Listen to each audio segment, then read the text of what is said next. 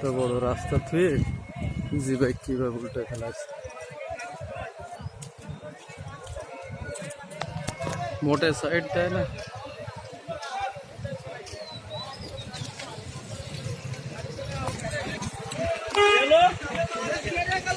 দুধের বোতল ছাড়া দিতে পাইনি।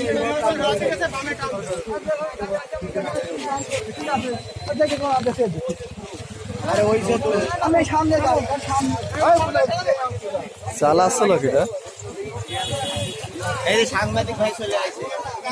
না সাংবাদিক ভাই না ভাই, আমি দেখি যে রাস্তা থেকে কোন জায়গায় ফেললো সেই জিনিসটাই দেখো।